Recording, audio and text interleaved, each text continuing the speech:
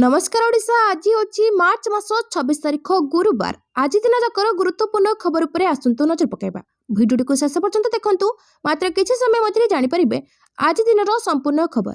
ता पूर्व चैनल नुआ थिले चैनल को सब्सक्राइब करी पाखरे थे बेल आइकन को ऑन करी रखंतु। परवर्ती खबर 7 दिन परे शेष हेबो खरीफ धान संग्रह। एबे भी 1,63,000 चाषी पंजीकरण करी धान बिकिबाको अपेक्षा रे अछंती। विधानसभा रे लिखित उत्तर रखी जगन मंत्री कहते 19,24,000 पंजीकृत योग्य विवेचित चाषी धान क्रय निमंते टोकन प्रदान कर तन्मध्यरु 17,61,000 पंजीकृत चाषी धान बिक्री करछंती। मंत्री आहरी कहते चलित धान संग्रह वर्ष 2025-26 खरीफ ऋतु में पंजीकृत योग्य विवेचित चाषी प्राय 63 लाख मेट्रिक टन धान संग्रह पर लक्ष्य धार्य रखा जायछि। वर्तमान सुधा 63,51,650 मेट्रिक टन धान सरकार किणिथिबा बेले 62,69,054 मेट्रिक टन धान उठा जायछि। परवर्ती खबर 26 दिन में 25 लाख नुआ पीएनजी संजोग नहीं एलपीजी संकट। केंद्र काली पेट्रोलियम एवं प्राकृतिक गैस मंत्रालय पक्षर सांबादिक सम्मेलन में कहुछि कि सरकार यह कड़ा नजर रखिछंती। लोकों सामने कौन प्रकार संकट स्थिति आसब नहीं। पेट्रोलियम एवं प्राकृतिक गैस मंत्रालय जुग्म सचिव सुजाता शर्मा कहते गत 25 दिन मध्य 25 लाख नुआ पीएनजी संजोग दि जाइछि। यह व्यतीत पाखापाखि 22 लाख उपभोक्ता एलपीजी रो पीएनजी को संजोग को स्थानांतर करछंती। एथिसह 25 लाख नुआ पंजीकरण करछंती। जदि आमे एलपीजी कथा आलोचना करबा तेबे एलपीजी गैस रो कौन संकट नहीं। ऑनलाइन बुकिंग जारी रही। पाखापाखि 26 राज्य में वर्तमान सुधा 22,000 टन कमर्शियल गैस वितरण कर तैल कंपानी और राज्य सरकार मिलित भाव गैस वितरण करुछंती। समस्त प्रयास स्वरूप मंगलवार 30,005 किलोग्राम सिलिंडर वितरण कर विकल्प इंधन रूपे केंद्र सरकार राज्यगुड़ी को किरोसिन आवंटन करछंती। परवर्ती खबर आसंता एप्रिल 10 दिन बंद रहिबो स्कूल छुट्टी को नहीं आसिला बड़ खबर। आसंता एप्रिल 10 दिन बंद रहिबो स्कूल। पिला माने समुदाय 10 पब्लिक हॉलिडे पाइबे। एप्रिल मास आरंभ हेबा सहित विभिन्न पर्व और उत्सव आरंभ हेबो। राज्य सरकार को स्कूल शिक्षा विभाग आगामी मास पई छुट्टी तालिका प्रकाश करछि, जेउथिरे अनेक प्रमुख पर्वपर्वाणी जोगु स्कूल गुड़िकरे छुट्टी स्थिर करा जायछि। मे मासरे ग्रीष्म अवकाश पाइबे छात्र छात्री। ता पूर्व एप्रिल 10 दिन स्कूल छुट्टी रहिबो। परवर्ती खबर 2 रु युक्त 2 खाता देखा। 2 रु युक्त 2 खाता देखा। मेरे परीक्षा फल उच्च माध्यमिक शिक्षा परिषद पक्षर आसंता 2 तारिख मूल्यांकन प्रक्रिया आरंभ हेबो। कला वाणिज्य विज्ञान और धंदामूलक शिक्षा पाठ्यक्रम प्राय 4,01,625 छात्री खाता देखा। चलित वर्ष 30 जिले में मोट 151 मूल्यांकन केन्द्र खोलने को परिषद निष्पत्ति नहीं बेले मोट 25 लाख खाता देखा। 2टी पर्यायर खाता देखा। मे तृतीय कि चतुर्थ सप्ताह परीक्षा फल प्रकाश पाइब। चलित मास 23 युक्त 2 विज्ञान परीक्षा सरी बेले 25 वाणिज्य और धंदामूलक शिक्षा पाठ्यक्रम परीक्षा शेष हो। आसंता 28 कला पाठ्यक्रम शेष विषय गृह विज्ञान परीक्षा रही। चलित वर्ष उभय ई मूल्यांकन और पारंपरिक पद्धति ऑफलाइन खाता देखा। विज्ञान वाणिज्य धंदामूलक शिक्षा पाठ्यक्रम खाता देखा ई मूल्यांकन हेबो। 75 ई मूल्यांकन केन्द्र होते बेले 66 ऑफलाइन मूल्यांकन केन्द्र प्रतिष्ठा हेबो। कला पाठ्यक्रम इंग्राजी ई मूल्यांकन हेबाकु थिबा बेले अन्य समस्त विषय पारंपरिक पद्धति देखा। एप्रिल 2 रु 13 मध्य प्रथम पर्याय मूल्यांकन हेबो। परवर्ती खबर विद्युत टारिफ वृद्धि कर जीवन नहीं। ओडिशा विद्युत नियामक आयोग पक्षर राज्यवासी उद्देश्य मंगलवार एक गुरुत्वपूर्ण निष्पत्ति निया जायछि। आसंता 2026-27 आर्थिक वर्ष में घरोई तथा खुचरा उपभोक्ता विद्युत टारिफ वृद्धि कर जीवन नहीं बोली ओईआरसी परिसर में अनुष्ठित एक खबरदाता सम्मेलन में सचिव प्रियव्रत पट्टनायक कहते। सचिव कहते चलित वर्ष 2025-26 बलवत्तर थिबा टारिफ आसंता वर्ष 2026-27 अपरिवर्तित रहिबो। अक्षय शक्ति उत्पादन और व्यवहार एवं शिल्प विद्युत व्यवहार को प्रोत्साहन देवाई आयोग पक्षर किसी निर्दिष्ट उपभोक्ता टारिफ परिवर्तन कर ईएसटी विद्युत उपभोक्ता निज लोड 80% रु अधिक व्यवहार कले ताहापरे 20 पैसा जगह 30 पैसा रिहाती पाइबे। मेगा उठा जलसेचन प्रकल्प गुड़ी को वाणिज्य उपभोक्ता वर्ग में रखा जायछि। सेमाने सोलार समय व्यवहार करथवा विद्युत उपरे यूनिट पिछा 2 टंका रिहाती पाइबे एवं अन्य समय यूनिट पिछा 1 टंका रिहाती मिलिबो। परवर्ती खबर राज्य में बढ़ुची तापमात्रा जारी है। वज्रपात और झटका पवन सतर्कता। राज्य में बढ़ुची तापमात्रा अन्यपटे वज्रपात और झटका पवन नहीं जारी है सतर्कता। आसंता 24 घंटे में वर्षा घड़घड़ी सह झटका पवन 8 जिला को येलो अलर्ट जारी होइछि। कोरापुट रायगड़ा गजपति गंजाम मयूरभंज केउझर बालेश्वर और भद्रक अलर्ट जारी कर 8 जिले में बिजुली घड़घड़ी 40 रु 50 किलोमीटर बेगर पवन बहिबा संभावना रही। आसंता काली कौन सतर्कता जारी कर जाए नहीं। 27 ରୁ 28 ତାରିଖ ମଧ୍ୟରେ 16ଟି ଜିଲ୍ଲାକୁ ବଜ୍ରପାତ ଓ ବିଜୁଳି ସହ ଝଟକା ପବନ ପାଇଁ ଆଲର୍ଟ ଜାରି ହୋଇଛି। ସେଭଳି 28 ରୁ 29 ତାରିଖ ପାଇଁ 8 ଜିଲ୍ଲାକୁ ସତର୍କ କରାଯାଇଛି। ଏପଟେ ଆଗାମୀ 2 ଦିନରେ ତାପମାତ୍ରା 2 ରୁ 4 ଡିଗ୍ରୀ ସେଲସିୟସ ପର୍ଯ୍ୟନ୍ତ ବଢ଼ିବାରେ ଆକଳନ କରିଛି ପାଣିପାଗ ବିଭାଗ। ପରବର୍ତ୍ତୀ ଖବର ମେ 5 ତାରିଖରୁ ଆରମ୍ଭ ହେବ ସିପିଟି ପ୍ରବେଶିକା ପରୀକ୍ଷା। ଆସନ୍ତା ମେ ମାସ 5 ତାରିଖରୁ ଆରମ୍ଭ ହେବ CPT common PG entrance test ପ୍ରବେଶିକା ପରୀକ୍ଷା। 5 ମେ 2026 ତାରିଖଠାରୁ 18 ମେ 2026 ତାରିଖ ପର୍ଯ୍ୟନ୍ତ ସିପିଟି ପ୍ରବେଶିକା ପରୀକ୍ଷା ଅନୁଷ୍ଠିତ ହେବ। ଏନେଇ ଉଚ୍ଚଶିକ୍ଷା ବିଭାଗ ତରଫରୁ ବିଜ୍ଞପ୍ତି ପ୍ରକାଶ ହୋଇଛି। ଶିକ୍ଷାବର୍ଷ 2026-27 ସ୍ନାତକୋତ୍ତର ପାଠ୍ୟକ୍ରମ ପାଇଁ ରହିଥିବା 41,915 ସିଟ୍ ନିମନ୍ତେ ସର୍ବମୋଟ 58,708 ଜଣ ଛାତ୍ରଛାତ୍ରୀ ପ୍ରବେଶିକା ପରୀକ୍ଷା ପାଇଁ ଆବେଦନ କରିଛନ୍ତି। ସୂଚନାଯୋଗ୍ୟ ଯେ ଫେବୃଆରୀ ମାସ 27 ତାରିଖରୁ ମାର୍ଚ୍ଚ ମାସ 22 ତାରିଖ ପର୍ଯ୍ୟନ୍ତ ଛାତ୍ରଛାତ୍ରୀମାନେ ସାମ୍ସ ପୋର୍ଟାଲକୁ ଯାଇ ସିପିଟି ପ୍ରବେଶିକା ପରୀକ୍ଷା ପାଇଁ ଆବେଦନ କରିଥିଲେ। ଆବେଦନକାରୀମାନଙ୍କ ତଥ୍ୟ ମାର୍ଚ୍ଚ 26 ତାରିଖ ଦିନ ଷ୍ଟେଟ୍ ସିଲେକ୍ସନ ବୋର୍ଡକୁ ପ୍ରଦାନ କରାଯିବ। ଏପ୍ରିଲ 30 ତାରିଖ ଦିନ ପ୍ରବେଶିକା ପରୀକ୍ଷା ପାଇଁ ଆଡମିଟ୍ କାର୍ଡ ଉପଲବ୍ଧ ହେବ। ଛାତ୍ରଛାତ୍ରୀମାନେ ଏସ୍ଏସ୍ବି ୱେବସାଇଟ୍କୁ ଯାଇ ଏପ୍ରିଲ 30 ତାରିଖରୁ ନିଜର ଆଡମିଟ୍ କାର୍ଡ ଡାଉନଲୋଡ୍ କରିପାରିବେ। ସ୍ନାତକୋତ୍ତର ପାଠ୍ୟକ୍ରମରେ ଛାତ୍ରଛାତ୍ରୀମାନଙ୍କ ଚୟନ ସିପିଟି ପ୍ରବେଶିକା ପରୀକ୍ଷା ମାର୍କ ଆଧାରରେ କରାଯିବ। ପରବର୍ତ୍ତୀ ଖବର ରାମ ନବମୀରେ ଶାନ୍ତି ଶୃଙ୍ଖଳା ବଜାୟ ରଖିବା ପାଇଁ ପୋଲିସ ପ୍ରଶାସନକୁ ମୁଖ୍ୟମନ୍ତ୍ରୀଙ୍କ ଦୃଢ଼ ନିର୍ଦ୍ଦେଶ। ଆସନ୍ତା 27 ତାରିଖରେ ଶ୍ରୀରାମ ନବମୀ ଉତ୍ସବ ପାଳିତ ହେବାକୁ ଯାଉଥିବା ଅବସରରେ କାଲି ମୁଖ୍ୟମନ୍ତ୍ରୀ ଶ୍ରୀ ମୋହନ ଚରଣ ମାଝୀ ଲୋକସେବା ଭବନରେ ଏକ ଉଚ୍ଚସ୍ତରୀୟ ବୈଠକରେ ଅଧ୍ୟକ୍ଷତା କରି ଏହି ପର୍ବ ପାଳନ ସମୟରେ ସାରା ରାଜ୍ୟରେ ଶାନ୍ତି ଶୃଙ୍ଖଳା ବଜାୟ ରଖିବା ପାଇଁ ପୋଲିସ ପ୍ରଶାସନକୁ ଦୃଢ଼ ନିର୍ଦ୍ଦେଶ ଦେଇଛନ୍ତି। ସୂଚନାଯୋଗ୍ୟ ଯେ ଗତ ବର୍ଷ 2025ରେ ପୋଲିସର ବ୍ୟାପକ ସତର୍କତାମୂଳକ ପଦକ୍ଷେପ ଯୋଗୁଁ ଶାନ୍ତି ଶୃଙ୍ଖଳା ସହିତ ଏହି ପର୍ବ ପାଳନ ହୋଇଥିଲା। ଚଳିତ ବର୍ଷ ମଧ୍ୟ ବ୍ୟାପକ ପୋଲିସ ମୁତୟନ ସହ ଉପଯୁକ୍ତ ପରିଚାଳନା ମାଧ୍ୟମରେ ଶାନ୍ତି ଶୃଙ୍ଖଳା ବଜାୟ ରଖିବାକୁ ମୁଖ୍ୟମନ୍ତ୍ରୀ ନିର୍ଦ୍ଦେଶ ଦେଇଥିଲେ। ମୁଖ୍ୟମନ୍ତ୍ରୀ କହିଥିଲେ ଯେ ମର୍ଯ୍ୟାଦା ପୁରୁଷୋତ୍ତମ ଶ୍ରୀରାମଚନ୍ଦ୍ରଙ୍କ ଦିବସକୁ ଶ୍ରୀରାମ ନବମୀ ଭାବରେ ସାରା ଦେଶରେ ଅତ୍ୟନ୍ତ ଭକ୍ତି ଓ ଶ୍ରଦ୍ଧାର ସହ ପାଳିତ ହୋଇଥାଏ। ପରବର୍ତ୍ତୀ ଖବର ପୁଣି ଶ୍ରୀମନ୍ଦିର ନୀଳଚକ୍ର ଉପରେ ଉଡ଼ିଲା ଦୁଇଟି ଡ୍ରୋନ୍। ଶ୍ରୀମନ୍ଦିର ସୁରକ୍ଷାକୁ ନେଇ ପୁଣି ଚ୍ୟାଲେଞ୍ଜ କଲେ ଅସାମାଜିକ ବ୍ୟକ୍ତି। ଏକା ସାଙ୍ଗରେ ପୁଣି ଶ୍ରୀମନ୍ଦିର ନୀଳଚକ୍ର ଉପରେ ଉଡ଼ିଲା ଦୁଇଟି ଡ୍ରୋନ୍। ଦୀର୍ଘ ସମୟ ଧରି ଶ୍ରୀମନ୍ଦିର ଚୂଡ଼ାରେ ଚକ୍କର କାଟିଲା ଦୁଇଟି ଡ୍ରୋନ୍। ଅପରାହ୍ନ 5:23 ଏହି ଡ୍ରୋନ୍ ଉଡ଼ୁଥିବା ନେଇ ସୂଚନା ରହିଛି। ଗୋଟିଏ ପଟରେ କଡ଼ା ସୁରକ୍ଷା ଭିତରେ ରତ୍ନ ଗଣତି ଚାଲିଥିବା ବେଳେ ଏପଟେ ଡ୍ରୋନ୍ ଉଡ଼ିବାକୁ ନେଇ ସୃଷ୍ଟି ହୋଇଛି ପ୍ରଶ୍ନବାଚୀ। ତେବେ ଡ୍ରୋନ୍ ଉଡ଼ିବା ସମୟରେ ବାନା ପରିବର୍ତ୍ତନ କରାଯାଉଥିବା ଦେଖିବାକୁ ମିଳିଛି। ତେବେ କିଏ ଏଭଳି ଦୁଃସାହସିକ କାର୍ଯ୍ୟ କରିପାରିଲା ସେ ନେଇ ଚର୍ଚ୍ଚା ବଢ଼ିବାରେ ଲାଗିଛି। ଏହା ପୂର୍ବରୁ ଫେବୃଆରୀ 22ରେ ଶ୍ରୀମନ୍ଦିର ଉପରେ ଡ୍ରୋନ୍ ଉଡ଼ିଥିଲା। ଏପରି ଘଟଣା ବାରମ୍ବାର ଘଟୁଥିଲେ ହେଁ ଶ୍ରୀମନ୍ଦିର ପ୍ରଶାସକ ଚେତୁ ନଥିବା ପରି ମନେ ହେଉଛି। ଶ୍ରୀମନ୍ଦିରର ସୁରକ୍ଷା ନେଇ ଶ୍ରୀମନ୍ଦିର ପ୍ରଶାସକ ଓ ଜିଲ୍ଲା ପ୍ରଶାସନ ମଧ୍ୟରେ ପୂର୍ବରୁ ବୈଠକ ବସିଥିଲା। ସରକାର ବାରମ୍ବାର ସଫେଇ ଦେଇ ଆସିଛନ୍ତି ଶ୍ରୀମନ୍ଦିରର ସୁରକ୍ଷା ପାଇଁ ଆବଶ୍ୟକ ପଦକ୍ଷେପ ଗ୍ରହଣ କରାଯାଉଛି। ଏହା ସତ୍ତ୍ୱେ ବି ଡ୍ରୋନ୍ ଉଡ଼ିବା ଘଟଣା ପ୍ରଶାସନର ପାରିବା ପଣିଆ ଉପରେ ପ୍ରଶ୍ନ ଉଠିଛି। ପରବର୍ତ୍ତୀ ଖବର ମଦ ବିୟର ମୂଲ୍ୟ ଉପରେ ପଡ଼ିପାରେ ମଧ୍ୟପ୍ରାଚ୍ୟର ଯୁଦ୍ଧ ପ୍ରଭାବ। ମଧ୍ୟପ୍ରାଚ୍ୟ ଯୁଦ୍ଧକୁ ନେଇ ତୈଳ ଓ ଗ୍ୟାସ୍ ରପ୍ତାନୀ ବାଧାପ୍ରାପ୍ତ ହୋଇଥିବାରୁ ଭାରତରେ ଏକ ବଡ଼ ସଂକଟ ଦେଖାଦେଇଛି। ଖାଉଟିଙ୍କ ଠାରୁ ଆରମ୍ଭ କରି ଶିଳ୍ପ କ୍ଷେତ୍ର ପର୍ଯ୍ୟନ୍ତ ସବୁଠି ପଡ଼ିଛି ଗୁରୁତର ପ୍ରଭାବ। ଗ୍ୟାସ୍ ଏବଂ ପେଟ୍ରୋଲିୟମ ଜାତ ସାମଗ୍ରୀ ଉପରେ ନିର୍ଭର କରୁଥିବା ଅଧିକାଂଶ ଶିଳ୍ପାନୁଷ୍ଠାନ ବନ୍ଦ ହେବାକୁ ବସିଥିବା ବେଳେ ହୋଟେଲ ଓ ରେଷ୍ଟୁରାଣ୍ଟ ବ୍ୟବସାୟୀ ମୁଣ୍ଡରେ ହାତ ଦେଇ ବସିଛନ୍ତି। ଏହି କ୍ରମରୁ ବାଦ୍ ପଡ଼ିନାହାନ୍ତି ଭାରତରେ ମଦ ପ୍ରସ୍ତୁତ କରୁଥିବା କମ୍ପାନୀ। ସେମାନେ ମଧ୍ୟ ଏହି ସମସ୍ୟାର ସମ୍ମୁଖୀନ ହୋଇଛନ୍ତି। ବିଶେଷ କରି ଗ୍ୟାସ୍ ଅଭାବରୁ ମଦ ପାଇଁ ଉଦ୍ଦିଷ୍ଟ କାଚ ବୋତଲ ଏବଂ କ୍ୟାନ୍ ଉତ୍ପାଦନ ପ୍ରଭାବିତ ହୋଇଥିବାରୁ ବଜାରରେ ମଦ ଯୋଗାଣ ହ୍ରାସ ପାଇବା ସହ ମୂଲ୍ୟ ବୃଦ୍ଧି ପାଇବା ନେଇ ଆଶଙ୍କା ବଢ଼ିଛି।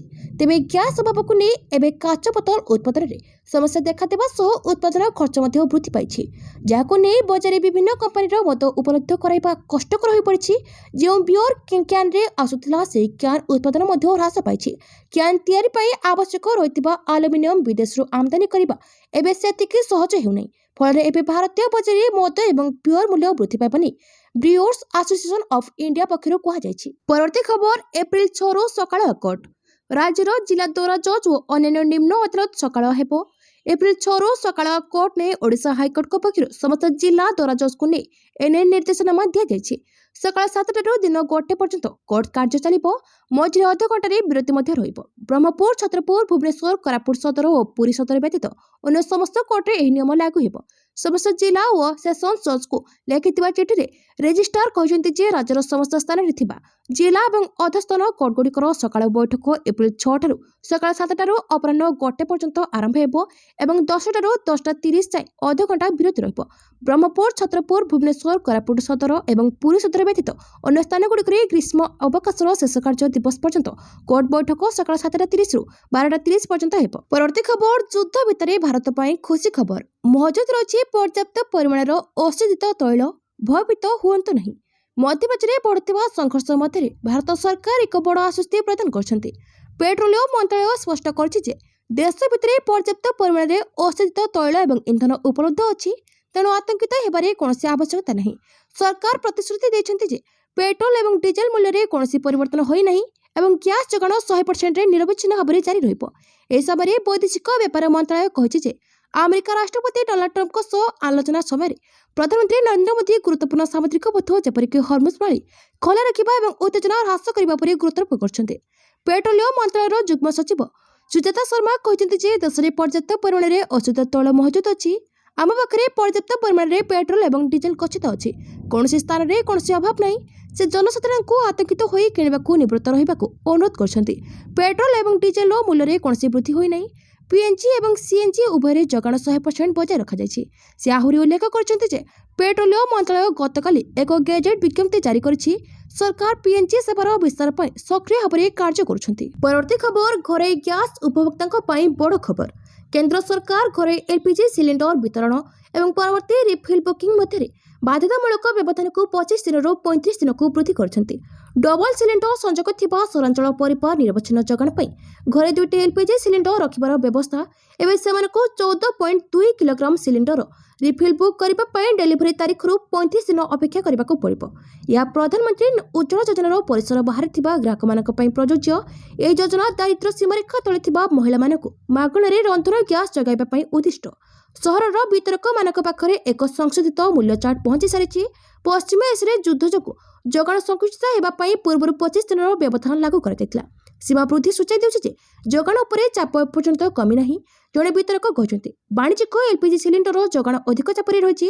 केंद्र सरकार राज्य और केन्द्रशासित अंचलगुड़िक वाणिज्यिक एलपीजी अतिरिक्त 20% आवंटन को अनुमोदन करछन्ति, जहाद्वारा मोट आवंटन 50% को वृद्धि पाइछि। परवर्ती खबर भारत श्रीलंका मध्य बढ़िबो बंधुता, शक्ति सहयोग और आंचलिक सुरक्षा नहीं मोदी राष्ट्रपति बड़ आलोचना। पश्चिम एशिया लगी रही युद्ध परिस्थिति और विश्व शक्ति बजार पर यार प्रभाव को नहीं भारत एवं सक्रिय हो उठी। मंगलवार प्रधानमंत्री नरेंद्र मोदी श्रीलंका राष्ट्रपति अनुराग कुमार दिशानायके एवं अमेरिका राष्ट्रपति डोनाल्ड ट्रंप टेलीफोन जोगे आलोचना कर श्रीलंका राष्ट्रपति आलोचना समय पश्चिम एशिया बिगुड़ुवा स्थिति और याद्वारा विश्व शक्ति जगाण में सृष्टि होता बाधा पर चिंता प्रकट कर दुई नेता भारत और श्रीलंका मध्य चलता शक्ति सहयोग प्रकल्पर अग्रगति कर समीक्षा करने आंचलिक सुरक्षा वृद्धि पर गुरुत्व देते। Social media platform X ray Modi कहते जड़े विश्वस्त सहयोगी भाव आम बर्तमान भू राजनीतिक आह्वान सम्मुखीन होगा मिलित भाव कार्य करने को प्रतिश्रुतिबद्ध। सेपरि अमेरिका राष्ट्रपति डोनाल्ड ट्रंप पीएम मोदी दीर्घ समय धरी कथबार्ता होती। विशेषकर स्ट्रेट ऑफ हॉर्मुज को खोला और सुरक्षित रखा आलोचना होता। परवर्ती खबर विधानसभा उपस्थापित है श्वेतपत्र। 2025 राज्य में 1304 हत्या मामला और 2994 दुष्कर्म मामला 2025 आपराधिक कार्यकलाप को नहीं विधानसभा श्वेतपत्र उपस्थापन कला गृह विभाग। 2024 तुलन में 2025 7.36% बढ़ी। धर्तव्य अपराध 2024 2,14,113 अपराध होता। सेपरि 2025 यह संख्या 2,29,881 को वृद्धि पाई। राज्यर 9टी जिला कंधमाल, बौद्ध, कलाहांडी, रायगड़ा, नुआपड़ा, बलांगीर, मालकानगिरी, कोरापुट, नवरंगपुर और राउरकेलार किछि अंचल में माओवादी कार्यकलाप सामान्य कमी। राउरकेलार 3टी हिंसात्मक घटना छाड़ अन्य कौन स्थान में माओवादी हिंसाकांड घटी नथिला। ओडिशा छत्तीसगढ़ मिलित सर्च ऑपरेशन 17 माओवादी निहत होती। 2024 सामग्रिक भाव राज्य में 3054टी दुष्कर्म घटना घटी बेले 2025 यह संख्या 2,994 को ह्रास पाई। 2024 राज्य में मोट धर्तव्य अपराध संख्या थिला 2,14,113। 2025 धर्तव्य अपराध संख्या 2,29,881 को वृद्धि पाई। परवर्ती खबर गंजाम रे आरंभ है सागर कवच। गंजाम पुलिस जिला पक्षर सागर कवच समराभ्यास। सागर कवच होछि उपकूल सुरक्षा पाई एक प्रमुख मिलित समराभ्यास। समुद्र पथरे होतिबा संभाव्य आतंकवादी अनुप्रवेश और सामुद्रिक सुरक्षा व्यवस्था को अधिक सुदृढ़ करने पाई गंजाम उपकूल में आरंभ होछि 2 दिनिया मिलित समराभ्यास। गंजाम पुलिस जिला पक्षर समुद्र निकट थाना अर्जेपल्ली, गंजाम, छत्रपुर, रंभा, चमाखंडी पुलिस कोस्टगार्ड पक्षर यह समराभ्यास करा जाउछि। समग्र उपकूलवर्ती अंचल में कड़ा पहरा करा जाउछि। सूचना था कि 26/11 मुंबई आक्रमण में जलपथ दे आसिथिले पाकिस्तानी आतंकवादी, सेथिपाई जलपथरे सुरक्षा व्यवस्था कड़ाकड़ी करा जाइछि। परवर्ती खबर 2 मोस्ट वांटेड माओनेता आत्मसमर्पण, 23 सहयोगी और अत्याधुनिक अस्त्रशस्त्र सह सरेंडर। 2 मोस्ट वांटेड माओनेता आत्मसमर्पण, 23 ସହଯୋଗୀ ଓ ଅତ୍ୟାଧୁନିକ ଅସ୍ତ୍ରଶସ୍ତ୍ର ସହ ସରେଣ୍ଡର କରିଛନ୍ତି ଟପ୍ ମାଓନେତା ଶୁକ୍ରୁ ଓ ପାପାରାଓ। ମୋଷ୍ଟ ୱାଣ୍ଟେଡ୍ ମାଓନେତା ଶୁକ୍ରୁ ଓ ତାର 5 ସହଯୋଗୀଙ୍କ ଆତ୍ମସମର୍ପଣ। Anti Naxal operation ADG Sanjeev ପଣ୍ଡାଙ୍କ ଉପସ୍ଥିତିରେ ଆତ୍ମସମର୍ପଣ କରିଛନ୍ତି ରାଜ୍ୟ କମିଟିର ସଦସ୍ୟ ଥିଲା 49 ବର୍ଷୀୟ ଶୁକ୍ରୁ। ଶୁକ୍ରୁ ମୁଣ୍ଡ ଉପରେ ଥିଲା 55 ଲକ୍ଷ ଟଙ୍କାର ପୁରସ୍କାର। ମାଲକାନଗିରି ଜିଲ୍ଲା କାଳିମେଳା ଥାନା କୁରୁବ ଗାଁର ଶୁକ୍ରୁର ଘର। 20 ବର୍ଷ ଧରି ସେ ମା ସଂଗଠନରେ ଥିଲା। 25 ବର୍ଷ ବୟସରେ ଘର ଛାଡ଼ି ମା ସଂଗଠନରେ ଯୋଗ ଦେଇଥିଲା। ଛତିଶଗଡ଼ର କଣ୍ଟା ଏରିଆ କମିଟିରେ ପ୍ରଥମେ ଯୋଗ ଦେଇଥିଲା। ଛତିଶଗଡ଼ ତାଡ଼ା ମେଟ୍ରାଲରେ 76 ଯବାନ ଶହୀଦ ଘଟଣାରେ ସମ୍ପୃକ୍ତ ଥିଲା ଶୁକ୍ରୁ। ରାନୀ ବଗଲି ସୁରକ୍ଷାକର୍ମୀ କ୍ୟାମ୍ପ ଆକ୍ରମଣରେ 50 ଶହୀଦ ଘଟଣାରେ ମଧ୍ୟ ସମ୍ପୃକ୍ତ ଥିଲା। ଶୁକ୍ରୁର ସ୍ତ୍ରୀ ରୁକ୍ମଣୀ ମଧ୍ୟ ସଂଗଠନରେ ଏସିଏମ୍ କ୍ୟାଡରରେ କାର୍ଯ୍ୟ କରୁଥିଲା। ପରବର୍ତ୍ତୀ ଖବର, ଓଡ଼ିଶାରେ ପିଏନ୍ଜି ସଂଯୋଗକୁ ତ୍ୱରାନ୍ୱିତ କରିବା ପାଇଁ ସହରୀ ଗ୍ୟାସ୍ ଭିତ୍ତିଭୂମି ଅନୁମୋଦନ ପ୍ରକ୍ରିୟା ସରଳୀକୃତ। ଓଡ଼ିଶାର ସହରାଞ୍ଚଳରେ ସ୍ୱଚ୍ଛ ଶକ୍ତି ଭିତ୍ତିଭୂମିର ସମ୍ପ୍ରସାରଣକୁ ଶୀଘ୍ର ଶେଷ କରିବା ପାଇଁ ରାଜ୍ୟ ଗୃହ ନିର୍ମାଣ ଓ ନଗର ଉନ୍ନୟନ ବିଭାଗ ପକ୍ଷରୁ ଏକ ଗୁରୁତ୍ୱପୂର୍ଣ୍ଣ ପଦକ୍ଷେପ ନିଆଯାଇଛି। ସିଟି ଗ୍ୟାସ୍ ବିତରଣ ପ୍ରକଳ୍ପଗୁଡ଼ିକର ଅନୁମୋଦନ ପ୍ରକ୍ରିୟାକୁ ସରଳ ଓ ତ୍ୱରାନ୍ୱିତ କରିବା ପାଇଁ ବିଭାଗ ପକ୍ଷରୁ ଏକ ବିସ୍ତୃତ ନିର୍ଦ୍ଦେଶନାମା ଜାରି କରାଯାଇଛି। ରାଜ୍ୟ ସରକାରଙ୍କ ଗ୍ୟାସ୍ ଭିତ୍ତିକ ଅର୍ଥନୀତିକୁ ପ୍ରୋତ୍ସାହନ ଦେବା ଏବଂ ସହରାଞ୍ଚଳରେ ସ୍ୱଚ୍ଛ ତଥା ଦକ୍ଷ ଜାଳେଣୀର ଉପଲବ୍ଧତା ବୃଦ୍ଧି କରିବା ସଂକଳ୍ପକୁ ଦୋହରାଇ ଗୃହ ନିର୍ମାଣ ଓ ନଗର ଉନ୍ନୟନ ବିଭାଗର ଅତିରିକ୍ତ ମୁଖ୍ୟ ଶାସନ ସଚିବ ଶ୍ରୀମତୀ ଉଷା ପାଢ଼ୀ ଏହି ନିର୍ଦ୍ଦେଶନାମା ଜାରି କରିଛନ୍ତି। ନୂତନ ନିର୍ଦ୍ଦେଶନାମା ମୁତାବକ ଭୂତଳ ପାଇପଲାଇନ୍ ବିଛାଇବା ଏବଂ ଅନ୍ୟାନ୍ୟ ସିଜିଟି ଭିତ୍ତିଭୂମି ନିର୍ମାଣ ପାଇଁ ସହରାଞ୍ଚଳ ସ୍ଥାନୀୟ ସଂସ୍ଥା ବା ୟୁଏଲ୍ପି ଗୁଡ଼ିକ କୌଣସି ଅନୁମତି ଶୁଳ୍କ ବା ପରମିଶନ ଫି ଆଦାୟ କରିବେ ନାହିଁ। ଏଥିସହିତ ଚାଲି ରହିଥିବା କିମ୍ବା ପୂର୍ବରୁ ମଞ୍ଜୁର ହୋଇଥିବା କାର୍ଯ୍ୟ ପାଇଁ କୌଣସି ନୂତନ ଅନୁମତିର ଆବଶ୍ୟକତା ପଡ଼ିବ ନାହିଁ, ଯାହାଦ୍ୱାରା ପ୍ରଶାସନିକ ବିଳମ୍ବ ଦୂର ହେବ ଏବଂ ପ୍ରକଳ୍ପ କାର୍ଯ୍ୟ ନିରନ୍ତର ଭାବେ ଜାରି ରହିବ। ପରବର୍ତ୍ତୀ ଖବର, 4,000 ଟଙ୍କା ଲାଞ୍ଚ ନ ଦେଲେ କାମ ହେବନି ବୋଲି କହିଥିଲେ, ଆଜି ଗଲେ ଜେଲ୍। ଭୁବନେଶ୍ୱର ଆଞ୍ଚଳିକ ଶିକ୍ଷା ନିର୍ଦ୍ଦେଶକ କାର୍ଯ୍ୟାଳୟର ଅଡିଟର ଅମ୍ବିକା ପ୍ରସାଦ ରଥଙ୍କୁ ବୁଧବାର ଗିରଫ କରାଯାଇଛି। ମଙ୍ଗଳବାର 4,000 ଟଙ୍କା ଲାଞ୍ଚ ନେଲା ବେଳେ ଧରା ପଡ଼ିଥିଲେ ଅଡିଟର। ତାଙ୍କଠାରୁ ରେଡ୍ ବେଳେ ନଗଦ 28,70,900 ଟଙ୍କା ଜବତ ହୋଇଥିଲା। ଲାଞ୍ଚ ନେବା ସମୟରେ ଭିଜିଲାନ୍ସ ହାତରେ ଧରା ପଡ଼ିଥିଲେ ଭୁବନେଶ୍ୱର ଆଞ୍ଚଳିକ ଶିକ୍ଷା ନିର୍ଦ୍ଦେଶକଙ୍କ ଅଫିସ ଅଡିଟର ଅମ୍ବିକା ପ୍ରସାଦ ରଥ। ତାଙ୍କ ପକେଟରୁ 4,000 ଲାଞ୍ଚ ଟଙ୍କା ଜବତ କରାଯିବା ପରେ ଘର ଏବଂ ଅଫିସରେ ଚଢ଼ଉ କରାଯାଇଥିଲା। ବାବୁଙ୍କ ଘର ଏବଂ ଅଫିସରୁ 28.70 ଲକ୍ଷ ଟଙ୍କା ନଗଦ ଟଙ୍କା ଜବତ କରାଯାଇଥିଲା। ମଧୁସୂଦନ ନଗର ଘରୁ 27,42,900 ଟଙ୍କା ଜବତ କରାଯାଇଥିବା ବେଳେ ଅଫିସ ଷ୍ଟୋରରୁ 1,28,000 ଟଙ୍କା ଜବତ କରାଯାଇଛି। ଭିଜିଲାନ୍ସ ଅଧିକାରୀ ଏହି ଟଙ୍କାର ହିସାବ ମାଗିଥିଲେ ମଧ୍ୟ ସେ ସନ୍ତୋଷଜନକ ଉତ୍ତର ଦେଇପାରିନଥିଲେ। ଭିଜିଲାନ୍ସ ଅଧିକାରୀ ତାଙ୍କ ନାମରେ ଏକ ଦୁର୍ନୀତି ମାମଲା ରୁଜୁ କରି ଉଠାଇ ନେଇଥିବା ଜଣାପଡ଼ିଛି। ଖୋର୍ଦ୍ଧା କଲେଜର ଜଣେ କର୍ମଚାରୀ ସର୍ଭିସ ଭେରିଫିକେସନ ପାଇଁ ଅମ୍ବିକା ପ୍ରସାଦଙ୍କ ନିକଟକୁ ଯାଇଥିଲେ। ସେ ତାଙ୍କୁ 4,000 ଟଙ୍କା ଲାଞ୍ଚ ନ ଦେଲେ କାମ ହେବନି ବୋଲି କହିଥିଲେ। ଏନେଇ କଲେଜ କର୍ମଚାରୀ ଜଣକ ଭିଜିଲାନ୍ସରେ ଅଭିଯୋଗ କରିଥିଲେ। ଭିଜିଲାନ୍ସ ମଙ୍ଗଳବାର ତାଙ୍କୁ ଧରିବା ପାଇଁ ଜାଲ ବିଛାଇଥିଲେ। ସେ ଅଫିସ ନିକଟରେ 4,000 ଟଙ୍କା ଲାଞ୍ଚ ନେବା ସମୟରେ ଭିଜିଲାନ୍ସ ଅଧିକାରୀ ତାଙ୍କୁ ଧରିଥିଲେ। ତାଙ୍କ ପକେଟରୁ 4,000 ଟଙ୍କା ଲାଞ୍ଚ ଟଙ୍କା ଜବତ କରାଯିବା ସହ ତାଙ୍କ ହାତକୁ ପାଣିରେ ଧୋଇବା ପରେ କେମିକାଲ ପ୍ରମାଣ ମିଳିଥିଲା। ଏହାପରେ ତାଙ୍କୁ ଉଠାଇ ନେଇ ଘର ଏବଂ ଅଫିସ ଚଢ଼ଉ କରାଯିବା ପରେ ମୋଟ 28.70 ଲକ୍ଷ ଟଙ୍କା ଜବତ କରାଯାଇଛି। ଭିଜିଲାନ୍ସ ତାଙ୍କର ବ୍ୟାଙ୍କ ଆକାଉଣ୍ଟ ଏବଂ ଲକର ଛାନଭିନ କରୁଛି। ପରବର୍ତ୍ତୀ ଖବର, ଜାତୀୟ ସ୍ତରରେ ବିଦ୍ୟୁତ ବ୍ୟବହାର 1400 କିଲୋୱାଟ ରହିଛି। ଗୃହରେ ବିଜେଡି ବିଧାୟକ ରଣେନ୍ଦ୍ର ପ୍ରତାପ ସ୍ୱାଇଁ ଉପମୁଖ୍ୟମନ୍ତ୍ରୀ କନକ ବର୍ଦ୍ଧନ ସିଂଙ୍କୁ ପ୍ରଶ୍ନ କରିଛନ୍ତି ଯେ ଜାତୀୟ ହାର ତୁଳନାରେ ଓଡ଼ିଶାର ମୁଣ୍ଡ ପିଛା ବିଦ୍ୟୁତ ବ୍ୟବହାର ବହୁତ କମ୍ ରହିବା ପଛରେ କ'ଣ କାରଣ ରହିଛି ଏବଂ ଏହା ଓଡ଼ିଶାର ଅର୍ଥନୈତିକ ଅନଗ୍ରସରତା ନୁହେଁ କି? ଓଡ଼ିଶାର ମୁଣ୍ଡ ପିଛା ବିଦ୍ୟୁତ ବ୍ୟବହାରର ଜାତୀୟ ହାର ସହିତ ସମାନ ନହେଲେ ବିକଶିତ ଓଡ଼ିଶା 2036 ଲକ୍ଷ କିଭଳି ଭାବେ ପୂରଣ ହୋଇପାରିବ କି? ଏଥିପାଇଁ ସରକାର କ'ଣ ଯୋଜନା କରିଛନ୍ତି? ବିଧାୟକଙ୍କ ପ୍ରଶ୍ନରେ ଉପମୁଖ୍ୟମନ୍ତ୍ରୀ କନକ ବର୍ଦ୍ଧନ ସିଂ ଦେଓ ଉତ୍ତର ରଖି କହିଛନ୍ତି, 2025ର ତଥ୍ୟ ଅନୁଯାୟୀ ଜାତୀୟ ସ୍ତରରେ ମୁଣ୍ଡ ପିଛା ବିଦ୍ୟୁତ ବ୍ୟବହାର 1400 କିଲୋୱାଟ ଥିବାବେଳେ ଓଡ଼ିଶା ପାଇଁ 2,191 କିଲୋୱାଟ ରହିଛି, ଯାହାକି ଜାତୀୟ ସ୍ତର ତୁଳନାରେ 53% ଅଧିକ। ଓଡ଼ିଶା ସରକାର ରାଜ୍ୟ ଉପଭୋକ୍ତାଙ୍କ ମୁଣ୍ଡ ପିଛା ବିଦ୍ୟୁତ ବ୍ୟବହାର ବୃଦ୍ଧି କରିବା ନିମନ୍ତେ ବିଭିନ୍ନ ଯୋଜନା ମାଧ୍ୟମରେ ଉଦ୍ୟମ କରୁଛନ୍ତି। ରାଜ୍ୟ ବିଦ୍ୟୁତ ଚାହିଦାକୁ ଆକଳନ କରି ଗ୍ରିଡ୍କୋ ମାଧ୍ୟମରେ ବିଭିନ୍ନ ଯୋଜନା ପ୍ରସ୍ତୁତ କରାଯାଉଛି। ପରବର୍ତ୍ତୀ ଖବର, ମେଟା ଉପରେ 35,200 କୋଟିର ଫାଇନ୍। ଆମେରିକାର ନ୍ୟୁ ମେକ୍ସିକୋ ରାଜ୍ୟର ଏକ କୋର୍ଟ ସୋସିଆଲ ମିଡିଆ କମ୍ପାନୀ ମେଟାକୁ ପିଲାମାନଙ୍କ ମାନସିକ ସ୍ୱାସ୍ଥ୍ୟକୁ କ୍ଷତି ପହଞ୍ଚାଇବା ଏବଂ ଏହାର ପ୍ଲାଟଫର୍ମରେ ଯୌନ ନିର୍ଯାତନାମୂଳକ ବିଷୟବସ୍ତୁ ଲୁଚାଇବା ଅଭିଯୋଗ ଆଧାରରେ ଦୋଷୀ ସାବ୍ୟସ୍ତ କରିଛନ୍ତି। ମେଟା ଉପରେ 35,200 କୋଟିର ଫାଇନ୍ ଲଗାଇଛନ୍ତି ଆମେରିକାର କୋର୍ଟ। ପିଲାଙ୍କ ପାଇଁ ଫେସବୁକ୍ ଇନଷ୍ଟାଗ୍ରାମ ନିୟମାବଳୀ ଉଲ୍ଲଂଘନ କରିଥିବା ଅଭିଯୋଗ ଆଣି କୋର୍ଟ ଏହି ଜରିମାନା ଲଗାଇଛନ୍ତି। କୋର୍ଟ ସ୍ୱୀକାର କରିଛି ଯେ ମେଟା ଜାଣିଶୁଣି ଲାଭକୁ ପ୍ରାଥମିକତା ଦେଇ ପିଲାମାନଙ୍କ ସୁରକ୍ଷା ଏବଂ ମାନସିକ ସ୍ୱାସ୍ଥ୍ୟ ପ୍ରତି ବିପଦକୁ ଲୁଚାଇଥିଲା। ଫେସବୁକ୍ ଇନଷ୍ଟାଗ୍ରାମ ଏବଂ ହ୍ୱାଟ୍ସଆପ୍ ପରିଚାଳନା କରୁଥିବା ମେଟା ସୁରକ୍ଷା ଅପେକ୍ଷା ଲାଭକୁ ପ୍ରାଥମିକତା ଦେଇଛି ଏବଂ ରାଜ୍ୟର ଅନଫେୟାର ପ୍ରାକ୍ଟିସ ଆକ୍ଟର ଉଲ୍ଲଂଘନ କରିଛି ବୋଲି ଖଣ୍ଡପୀଠ ଜାଣିପାରିଛନ୍ତି। କମ୍ପାନୀ ପିଲାମାନଙ୍କ ଦୁର୍ବଳତାର ସୁଯୋଗ ନେଇ ପ୍ଲାଟଫର୍ମର ବିପଦ ବିଷୟରେ ଭ୍ରାମକ ଦାବି କରିଛି ବୋଲି ବିଚାରକ ମଣ୍ଡଳୀ କହିଛନ୍ତି। ପରବର୍ତ୍ତୀ ଖବର, ହରମୁଜ ପ୍ରଣାଳୀ ବନ୍ଦ କଲା ଇରାନ। विश्व बजार तैल संकट हर्मोस पाणीଠାରେ ଲାଗି ରହିଥିବା ଭୂ ରାଜନୈତିକ ସଂକଟ କାରଣରୁ ବିଶ୍ୱ ଶକ୍ତି ବଜାରରେ ଏକ ବଡ଼ ଧରଣର ଅସ୍ଥିରତା ଦେଖାଦେଇଛି। ଆମେରିକା ଏବଂ ଇସ୍ରାଏଲ ପକ୍ଷରୁ ଇରାନ ଉପରେ କରାଯାଇଥିବା ସାମରିକ ଆକ୍ରମଣ ପରେ ଇରାନର ପ୍ରତିଶୋଧମୂଳକ କାର୍ଯ୍ୟାନୁଷ୍ଠାନ ଯୋଗୁଁ ଏହି ଗୁରୁତ୍ୱପୂର୍ଣ୍ଣ ସାମୁଦ୍ରିକ ପଥ ଏବେ ବନ୍ଦ ହୋଇଯାଇଛି। ଫଳସ୍ୱରୂପ ବିଶ୍ୱରେ ତୈଳ ଏବଂ ଗ୍ୟାସ୍ ଯୋଗାଣରେ ବ୍ୟାପକ ବାଧା ସୃଷ୍ଟି ହୋଇଛି। ଗତ 28 ଫେବୃଆରୀ 2026ରେ ଆମେରିକା ଏବଂ ଇସ୍ରାଏଲ ମିଳିତ ଭାବେ ଇରାନର ସାମରିକ ଏବଂ ପରମାଣୁ କେନ୍ଦ୍ରଗୁଡ଼ିକ ଉପରେ ବିମାନ ଆକ୍ରମଣ କରିଥିଲେ। ଏହି ଆକ୍ରମଣରେ ଇରାନର ସର୍ବୋଚ୍ଚ ନେତା ଅଲି ଖାମନେଇଙ୍କର ମୃତ୍ୟୁ ଘଟିଥିଲା। ଏହାର ଜବାବରେ ଇରାନ ମଧ୍ୟ ଆମେରିକାର ସାମରିକ ଘାଟି ଏବଂ ଇସ୍ରାଏଲ ଉପରେ ମିସାଇଲ ଏବଂ ଡ୍ରୋନ୍ ମାଡ଼ କରିଥିଲା।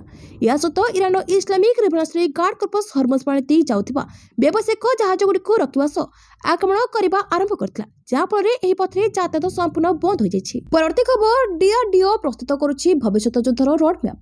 ଆସିବ ଷଷ୍ଠ ପିଢ଼ି ଫାଇଟର ଓ ଏଆଇ ଯୁଦ୍ଧାସ୍ତ୍ର। ଇରାନ ଓ ଆମେରିକା ଇସ୍ରାଏଲ ଯୁଦ୍ଧକୁ ଦୃଷ୍ଟିରେ ରଖି ଭାରତ ଏବେ ସାମରିକ ଯୁଦ୍ଧରେ ଗେମ୍ ଚେଞ୍ଜର ହେବା ଭଳି ଯୁଦ୍ଧାସ୍ତ୍ର ଉପରେ ଫୋକସ୍ କରିଛି। ଡିଆରଡିଓ ଏଥିପାଇଁ ଭାରତର ପ୍ରତିରକ୍ଷା କ୍ଷମତାକୁ ଆଗାମୀ ସ୍ତରକୁ ନେବା ପାଇଁ ଏକ ବଡ଼ ଓ ମହତ୍ୱାକାଂକ୍ଷୀ ରୋଡମ୍ୟାପ୍ ପ୍ରସ୍ତୁତ କରିଛି। ଏହି ଯୋଜନାର ମୁଖ୍ୟ ଫୋକସ୍ ସୁପର ହାଇପରସୋନିକ୍ ଯୁଦ୍ଧାସ୍ତ୍ର, ଉନ୍ନତ ବାଲିଷ୍ଟିକ୍ ମିସାଇଲ ପ୍ରୋଗ୍ରାମ ଓ ଷଷ୍ଠ ପିଢ଼ିର ଲଢୁଆ ପ୍ରଣାଳୀ ବିକଶିତ କରିବା। ଡିଆରଡିଓ ସ୍ପଷ୍ଟ କରିଛି, ଭବିଷ୍ୟତର ଯୁଦ୍ଧରେ ହାଇପରସୋନିକ୍ ମିସାଇଲ ଗୁରୁତ୍ୱପୂର୍ଣ୍ଣ ଭୂମିକା ନିର୍ବାହ କରିବ। ଏହା ମାକ୍ 5 ବେଗରେ ଗତି କରେ, ଆକାଶରେ ଦିଗ ବଦଳାଇବାରେ ମଧ୍ୟ ସକ୍ଷମ, ତେଣୁ ଶତ୍ରୁ ପାଇଁ ଏହାକୁ ରଖିବା ମୁସ୍କିଲ ହୋଇପଡ଼େ। ଏହାର ବିକାଶ ଲାଗି ସ୍କ୍ରାମଜେଟ୍ ଇଞ୍ଜିନ, ଉଚ୍ଚ ତାପମାତ୍ରା ଯୁକ୍ତ ଉପକରଣ, ଉନ୍ନତ ମାର୍ଗଦର୍ଶନ ପ୍ରଣାଳୀ ଭଳି ଜଟିଳ କୌଶଳ ଆବଶ୍ୟକ। ଡିଆରଡିଓ ସ୍ୱୀକାର କରିଛି ଯେ ଏତେ ବଡ଼ ପ୍ରୋଜେକ୍ଟ କେବଳ ସରକାରୀ ସଂସ୍ଥାମାନଙ୍କ ଦ୍ୱାରା ପୂରଣ ହୋଇପାରିବ ନାହିଁ। ପରବର୍ତ୍ତୀ ଖବର, ଆଇପିଏଲ୍ରୁ ଓହରିଲେ ଡକେଟ୍, ପରବର୍ତ୍ତୀ 2 ବର୍ଷ ହେବେ ନିଲମ୍ବିତ।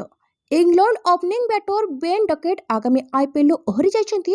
ଗତ ମିନି ନିଲାମରେ ଦିଲ୍ଲୀ କ୍ୟାପିଟାଲ୍ସ ତାଙ୍କୁ 2 କୋଟି ଟଙ୍କା ମୂଲ୍ୟରେ କିଣିଥିଲା। ମାତ୍ର ନିଜ ଦେଶ ପକ୍ଷରୁ ଅନ୍ତର୍ଜାତୀୟ କ୍ରିକେଟ ପ୍ରତି ଅଧିକ ଯତ୍ନବାନ ହେବାକୁ ଲକ୍ଷ୍ୟ ରଖି ସେ ଆଇପିଏଲ୍ରୁ ଓହରି ଯିବାକୁ ନିଷ୍ପତ୍ତି ନେଇଛନ୍ତି। ଫଳସ୍ୱରୂପ ସେ ଆଗାମୀ 2 ବର୍ଷ ପର୍ଯ୍ୟନ୍ତ ଆଇପିଏଲ୍ ଖେଳିପାରିବେ ନାହିଁ।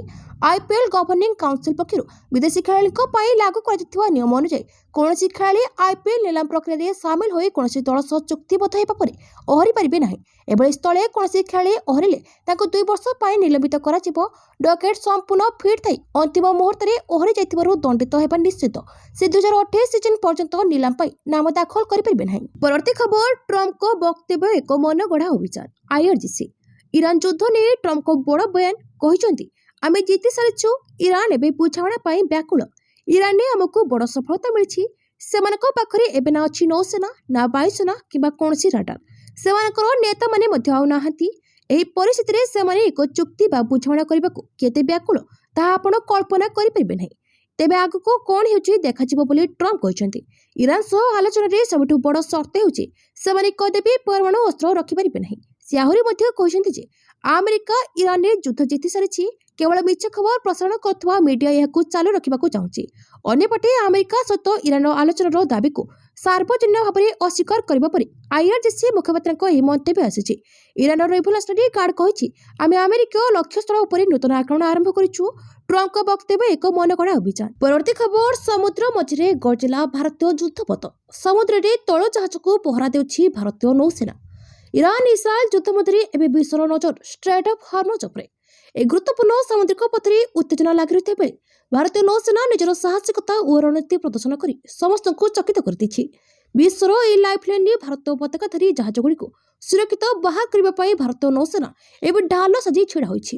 ଇରାନ ଓ ପାଶ୍ଚାତ୍ୟ ଦେଶଗୁଡ଼ିକ ମଧ୍ୟରେ ଚାଲିଥିବା ବିବାଦ ଯୋଗୁଁ ଅନେକ ଦେଶର ଜାହାଜ ହର୍ମୁଜ ପାଣିରେ ଫସି ରହିଛନ୍ତି। କିନ୍ତୁ ଭାରତ ପାଇଁ ଆଶ୍ୱସ୍ତିର ଖବରଟି ହେଉଛି ଯେ ଭାରତୀୟ ଜାହାଜଗୁଡ଼ିକୁ ଏହି ରୁଟ୍ ଦେଇ ଯିବାକୁ ଅନୁମତି ମିଳିଛି। ଭାରତୀୟ ନୌସେନାର ଯୁଦ୍ଧପୋତଗୁଡ଼ିକ ଏହି ଟ୍ୟାଙ୍କରଗୁଡ଼ିକୁ କେବଳ ପହରା ଦେଉନାହାନ୍ତି, ବରଂ ସୁରକ୍ଷିତ ଭାବେ ପର୍ସିଆନ ଗଲ୍ଫରୁ ବାହାର କରିବା ପାଇଁ ପର୍ଯ୍ୟାୟକ୍ରମେ ଗାଇଡ୍ ମଧ୍ୟ କରୁଛନ୍ତି। ପରବର୍ତ୍ତୀ ଖବର, ବାୟୁ ପ୍ରତିରକ୍ଷା କ୍ଷେତ୍ରରେ ଭାରତର ବଡ଼ ଉପଲବ୍ଧି। ସଫଳ ହେଲା ଡିଆରଡିଓର ପ୍ରୋଜେକ୍ଟ କୁଶା। ଭାରତ ଏହାର ବାୟୁ ପ୍ରତିରକ୍ଷା କ୍ଷମତାକୁ ସୁଦୃଢ଼ କରିବାରେ ଏକ ପ୍ରମୁଖ ମାଇଲଖୁଣ୍ଟ ହାସଲ କରିଛି। ପ୍ରତିରକ୍ଷା ଗବେଷଣା ଏବଂ ବିକାଶ ସଂଗଠନ ଏକ ସ୍ୱଦେଶୀ ଦୀର୍ଘ ପରିସର ବାୟୁ ପ୍ରତିରକ୍ଷା ପ୍ରଣାଳୀ ପ୍ରୋଜେକ୍ଟ କୁଶାର ପ୍ରଥମ ବିକାଶ ପରୀକ୍ଷଣ ସଫଳତାର ସହ ସମାପ୍ତ କରିଛି। ପ୍ରତିରକ୍ଷା କ୍ଷେତ୍ରରେ ଭାରତକୁ ଆତ୍ମନିର୍ଭରଶୀଳ କରିବାରେ ଏହି ପଦକ୍ଷେପକୁ ଗୁରୁତ୍ୱପୂର୍ଣ୍ଣ ବୋଲି ବିବେଚନା କରାଯାଏ। ଭାରତ ଇଲେକ୍ଟ୍ରୋନିକ୍ସ ଲିମିଟେଡ୍ ମଧ୍ୟ ଡିଆରଡିଓ ସହିତ ଏହି ପ୍ରକଳ୍ପରେ ଏକ ଗୁରୁତ୍ୱପୂର୍ଣ୍ଣ ଭୂମିକା ଗ୍ରହଣ କରୁଛି। ସାମ୍ପ୍ରତିକ ପରୀକ୍ଷଣରେ ଭୂମି ବୈଧତା ଏବଂ ଡୁଆଲ୍ ପଲ୍ସ ରକେଟ୍ ମୋଟର ଭଳି ପ୍ରମୁଖ ପ୍ରଣାଳୀର ସଫଳତାର ସହିତ ପରୀକ୍ଷଣ କରାଯାଇଛି। ଏହା ସହିତ ପ୍ରକଳ୍ପଟି ବର୍ତ୍ତମାନ ପରବର୍ତ୍ତୀ ପର୍ଯ୍ୟାୟ ସମ୍ମିଳିତ ଉଡ଼ାଣ ପରୀକ୍ଷା ଆଡ଼କୁ ଗତି କରୁଛି, ଯାହା ଏହି ବର୍ଷ ହେବାର ଆଶା କରାଯାଉଛି। ପରବର୍ତ୍ତୀ ଖବର, ଆଇପିଏଲ୍ ପୂର୍ବରୁ ବିକ୍ରି ହେଲା ବିରାଟ କୋହଲିଙ୍କ ଟିମ୍ ଆରସିବି। ଆଉ କିଛି ଦିନ ପରେ ଆରମ୍ଭ ହେବ IPL। ଏଥିପାଇଁ ଜୋରଦାର ଅଫିସ ଜାରି ରଖିଛନ୍ତି ସମସ୍ତ ଫ୍ରାଞ୍ଚାଇଜ। ଏଥିମଧ୍ୟରେ ଡିଫେଣ୍ଡିଂ ଚାମ୍ପିୟନ ରୟାଲ ଚ୍ୟାଲେଞ୍ଜର୍ସ ବାଙ୍ଗାଲୋରକୁ ନେଇ ସାମ୍ନାକୁ ଆସିଛି ଏକ ବଡ଼ ଖବର। IPL ସିଜନ 19 ଆରମ୍ଭ ହେବା ପୂର୍ବରୁ ବିକ୍ରି ହୋଇସାରିଛି RCB। ଜାତୀୟ ଗଣମାଧ୍ୟମ ରିପୋର୍ଟ ଅନୁଯାୟୀ ରୟାଲ ଚ୍ୟାଲେଞ୍ଜର୍ସ ବାଙ୍ଗାଲୋର ଦଳକୁ Aditya Birla group, Times of India group, volt ventures ଏବଂ ବ୍ଲାକଷ୍ଟୋନର ପରପେଚୁଆଲ ପ୍ରାଇଭେଟ ଇକ୍ୱିଟି ଷ୍ଟ୍ରାଟେଜି ମିଳିତ ଭାବରେ ଅଧିଗ୍ରହଣ କରିଛନ୍ତି। ଏହି ଚାରି କମ୍ପାନୀ RCBକୁ 16,706 କୋଟିରେ କିଣିଛନ୍ତି। ପରବର୍ତ୍ତୀ ଖବର, ହରମୁଜ ପାଣି ଦେଇ ଅନୁମତି ନ ପାଇବାରୁ ଜାହାଜକୁ ଫେରାଇଦେଲା ଇରାନ। ପଶ୍ଚିମ ଏସିଆରେ ତୀବ୍ର ଯୁଦ୍ଧ ମଧ୍ୟରେ ଏକ ଗୁରୁତ୍ୱପୂର୍ଣ୍ଣ ଘଟଣାକ୍ରମରେ ଇରାନ ବୁଧବାର କରାଚି ଅଭିମୁଖେ ଯାଉଥିବା ଏକ ଜାହାଜକୁ ଗୁରୁତ୍ୱପୂର୍ଣ୍ଣ ହରମୁଜ ପାଣି ଦେଇ ଯିବା ପାଇଁ ଅନୁମତି ପାଇବାରେ ବିଫଳ ହେବା ପରେ ଫେରାଇ ଦେଇଛି।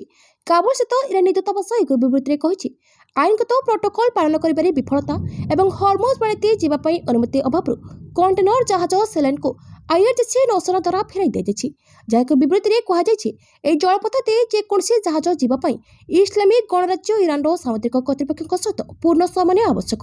ଏହା ଉଲ୍ଲେଖ କରାଯିବା ଉଚିତ ଯେ ହରମୁଜ ପାଣି ଏକ ଗୁରୁତ୍ୱପୂର୍ଣ୍ଣ ସାମୁଦ୍ରିକ ଅବରୋଧ ବିନ୍ଦୁ ଯାହା ବିଶ୍ୱ ତୈଳ ଏବଂ ଗ୍ୟାସ୍ ବାଣିଜ୍ୟର ପ୍ରାୟ 1/5 ପାଇଁ ଦାୟୀ। ପଶ୍ଚିମ ଏସିଆରେ ସଂଘର୍ଷ ପରେ ପ୍ରାୟ ସ୍ଥଗିତ ହୋଇଯାଇଥିଲା।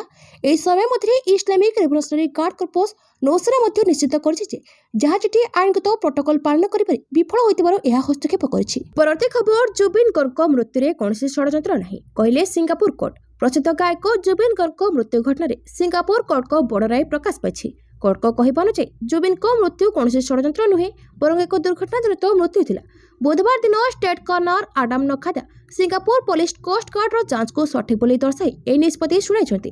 ଉଲ୍ଲେଖଯୋଗ୍ୟ ଯେ ଗତ ବର୍ଷ ସେପ୍ଟେମ୍ବର 19, 2025ରେ ସିଙ୍ଗାପୁର ଲାଜରସ୍ ଆଇଲାଣ୍ଡ ନିକଟରେ ସମୁଦ୍ରରେ ବୁଡ଼ିଯିବା ଫଳରେ 52 ବର୍ଷୀୟ ଜୁବିନଙ୍କ ମୃତ୍ୟୁ ଘଟିଥିଲା। ସେ ସିଙ୍ଗାପୁର ଏବଂ ଭାରତ ମଧ୍ୟରେ କୂଟନୈତିକ ସମ୍ପର୍କର 60 ବର୍ଷ ପୂର୍ତ୍ତି ଅବସରରେ ଆୟୋଜିତ ନର୍ଥ ଇଷ୍ଟ ଇଣ୍ଡିଆ ଫେଷ୍ଟିଭାଲରେ ପ୍ରଦର୍ଶନ କରିବାକୁ ସେଠାକୁ ଯାଇଥିଲେ। ତାଙ୍କ ମୃତ୍ୟୁ ଖବର ପ୍ରଚାରିତ ହେବା ପରେ ସେ କାର୍ଯ୍ୟକ୍ରମକୁ ରଦ୍ଦ କରିଦିଆଯାଇଥିଲା। ଜୁବିନଙ୍କ ପତ୍ନୀଙ୍କ ଦ୍ୱାରା ଉଠାଯାଇଥିବା ସନ୍ଦେହର ଉତ୍ତର ଦେଇ କର୍ଣ୍ଣର ଆଡାମ ନଖାଦା କହିଛନ୍ତି ଯେ PCG ଏହି ମାମଲାରେ ଏକ ବ୍ୟାପକ ଏବଂ ପୁଙ୍ଖାନୁପୁଙ୍ଖ ତଦନ୍ତ କରିଛି। କୋର୍ଟ ଦର୍ଶାଇଛନ୍ତି ଯେ ଜୁବିନଙ୍କୁ କେହି ଜବରଦସ୍ତି ବା ଠେଲି ଦେଇ ପାଣିରେ ପକାଇ ନାହାନ୍ତି। ଏପରିକି ତାଙ୍କୁ ବଞ୍ଚାଇବାକୁ ଚେଷ୍ଟା କରୁଥିବା ପହଁରାଳିମାନେ ଜାଣିଶୁଣି ତାଙ୍କ ମୁହଁକୁ ପାଣି ଭିତରେ ଚାପି ଧରିଥିବା କୌଣସି ପ୍ରମାଣ ମିଳିନାହିଁ। ପରବର୍ତ୍ତୀ ଖବର, ଆମେରିକାର ବ୍ରହ୍ମାସ୍ତ୍ର B2 ବମ୍ବର। ବିଶ୍ୱର ସବୁଠାରୁ ଶକ୍ତିଶାଳୀ ଦେଶ ଆମେରିକା ପାଖରେ ଏମିତି ଏକ ଅସ୍ତ୍ର ଅଛି ଯାହା ଶତ୍ରୁର ରାଡାରକୁ ଚମକାଇ ଦେଇ ପାତାଳ ଭିତରେ ଲୁଚିଥିବା ବଙ୍କରକୁ ମଧ୍ୟ ଧ୍ୱଂସ କରିପାରେ। ଆମେ କହୁଛୁ ଆମେରିକାର ଘାତକ B2 ସ୍ପିରିଟ୍ ଷ୍ଟେଲ୍ଥ ବୋମ୍ବର ବିଷୟରେ। ଆଧୁନିକ ଯୁଦ୍ଧ କ୍ଷେତ୍ରରେ ଏହାକୁ କାହିଁକି ସବୁଠାରୁ ବିପଜ୍ଜନକ ମନେ କରାଯାଏ, ଆସନ୍ତୁ ଜାଣିବା ଏହି ସମ୍ବନ୍ଧରେ। ଆକାଶରେ ଏକ ଚିଲ ଭଳି ଦେଖାଯାଉଥିବା ଏହି ବିମାନଟି ହେଉଛି ଆମେରିକାର B2 ସ୍ପିରିଟ୍।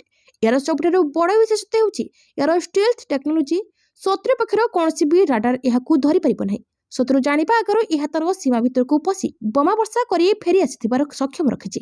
ଯଦି ଆମେ ଏହାର ଶକ୍ତି ବିଷୟରେ କଥା ହେବା, ତେବେ B2 ସାଧାରଣତଃ 40,000 ପାଉଣ୍ଡ ଓଜନର ଅସ୍ତ୍ରଶସ୍ତ୍ର ବହନ କରିପାରେ, କିନ୍ତୁ ଆବଶ୍ୟକ ପଡ଼ିଲେ ଏହା 60,000 ପାଉଣ୍ଡ ପର୍ଯ୍ୟନ୍ତ ଭାର ଉଠାଇ ପାରିବ। ଏହି ବିମାନ ଏକା ସାଙ୍ଗରେ 80ଟି JDM ବୋମା ନେଇପାରେ ଏବଂ ମାତ୍ର କିଛି ସେକେଣ୍ଡ ମଧ୍ୟରେ ସେଗୁଡ଼ିକୁ ଶତ୍ରୁ ଶିବିର ଉପରେ ନିକ୍ଷେପ କରିପାରେ। ପରବର୍ତ୍ତୀ ଖବର, ଶାନ୍ତି ଆଲୋଚନା ଭିତରେ ଗ୍ରାଉଣ୍ଡକୁ 3,000 ସେନା ପଠାଇଲେ ଟ୍ରମ୍ପ। ମହାଯୁଦ୍ଧ ନେଲା ଭୟଙ୍କର ମୋଡ଼। ଆମେରିକା ଏବଂ ଇରାନ ମଧ୍ୟରେ ସଂଘର୍ଷ ଏକ ବଡ଼ ମୋଡ଼ରେ ପହଞ୍ଚିଛି। ଯେତେବେଳେ ଆମେରିକା ରାଷ୍ଟ୍ରପତି ଡୋନାଲ୍ଡ ଟ୍ରମ୍ପ ଗୋଟିଏ ପଟେ ଯୁଦ୍ଧ ଏଡ଼ାଇବା ପାଇଁ ଆଲୋଚନା ଆରମ୍ଭ କରିବାକୁ ଚେଷ୍ଟା କରୁଛନ୍ତି, ରିପୋର୍ଟଗୁଡ଼ିକ ସୂଚାଇ ଦେଉଛି ଯେ ଆମେରିକୀୟ ସୈନ୍ୟଙ୍କୁ ସମ୍ଭାବ୍ୟ ଭାବରେ ଇରାନରେ ମୁତୟନ କରାଯାଇପାରିବ। ପେଣ୍ଟାଗନ ଆମେରିକୀୟ ସେନାର 82ତମ ଏୟାରବୋର୍ନ ଡିଭିଜନରୁ ହଜାର ହଜାର ସୈନିକଙ୍କୁ ମଧ୍ୟପ୍ରାଚ୍ୟରେ ମୁତୟନ କରିବାକୁ ପ୍ରସ୍ତୁତ ହେଉଛି।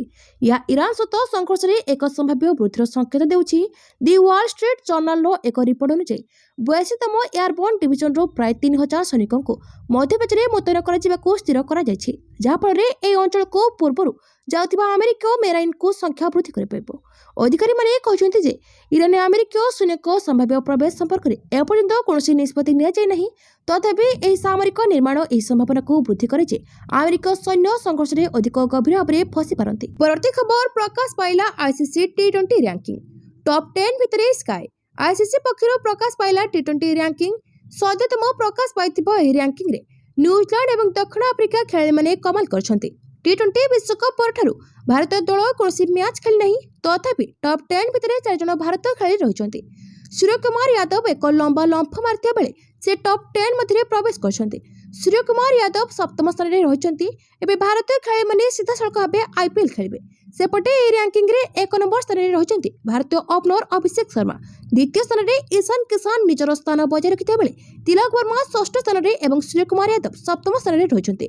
न्यूजीलैंड ओपनर बैट्समैन रिवन्स 2टी स्थान में उपरकू उठिथिबा बेले 34 नंबर स्थान में रही। लकी फर्गसन बोलिंग रे 12 जन को पछरे पकाई 39 नंबर स्थान में रही। शेष थर पर खेलता टी20 मैच रे 9 रन दे 4 विकेट अख्तियार करते बेले प्लेयर ऑफ द मैच विवेचित होते। परवर्ती खबर हॉर्मुज प्रणाली रे पाकिस्तान मुखी जहाज को ईरान अटक। अमेरिका प्रभाव में मध्यप्राच्य में चलता कूटनीतिक परिप्रेक्षी में पाकिस्तान को ईरान पक्षर एक बड़ झटका लगी। ईरान उपसागर कराची जाऊा सेलान नामक एक जहाज को हॉर्मुज प्रणाली में अवरोध कर सूचना मिली। ईरानी अधिकारी कहवा अनुसार जहाजटी हॉर्मुज प्रणाली जावाई पूर्व अनुमति नहीं नथिला। एही कारण इस्लामिक रिवोल्यूशनरी गार्ड कर्पस नौसेना ताहाको अटकाई फेराई देथिला। ईरान पक्षर स्पष्ट कर हॉर्मुज प्रणाली को प्रवेश पूर्व अनुमति आवश्यक। सूचनायोग्य जहाजटी संयुक्त अरब एमिरेट्स पाकिस्तान कराची अभिमुखे यात्रा करुथिला। घटना को नहीं पाकिस्तान सरकार पक्षर एपर्यंत कौन प्रतिक्रिया मिली ना, जेतेबेले यूएई एने निरापत्ता अवलंबन करछि।